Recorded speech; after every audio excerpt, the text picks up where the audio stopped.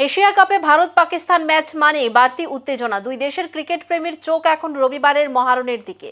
পেহেলগাঁও জঙ্গি হামলা আর অপারেশন সিঁদুরের পর আবারও এই হাই ভোল্টেজ ম্যাচকে ঘিরে উন্মাদনা তুঙ্গে। তবে মেগা ম্যাচের আগে বড় ধাক্কা খেল পাকিস্তান। অধিনায়ক সালমান আলী আঘাকে ঘিরে তৈরি হয়েছে চোটের আশঙ্কা। বুধবার দুবাইয়ের আইসিসি ক্রিকেট একাডেমিতে দলের অনুশীলনে হাজির থাকলেও ব্যাট হাতে নামেননি তিনি। এমনকি ঘাম ঝরানো অনুশীলনেও অংশ নেননি পাক অধিনায়ক, বরং কাঁধে ব্যান্ডেজ জড়ানো অবস্থাতেই দেখা যায় তাকে। স্বাভাবিকভাবেই জল্পনা ছড়িয়েছে, তাহলে কি ভারতের বিরুদ্ধে নামা নিয়ে সংশয় তৈরি হলো সালমানের? এই জল্পনার মাঝে বিবৃতি দিয়েছে পাকিস্তান ক্রিকেট বোর্ড। জানানো হয়েছে গুরুতর কিছু নয়, হালকা সমস্যা রয়েছে সালমানের কাঁধে। সতর্কতার জন্যই এদিন ব্যাট হাতে দেখা যায়নি তাকে। ভারতের বিরুদ্ধে নামতে তার কোনো বাধা থাকবে না বলেই দাবি পিসিবির। তবে সব মিলিয়ে ক্রিকেট পাগল দুই দেশের সমর্থকদের কাছে উন্মাদনার পারদ এখন আরো খানিকটা উঁচুতে উঠেছে।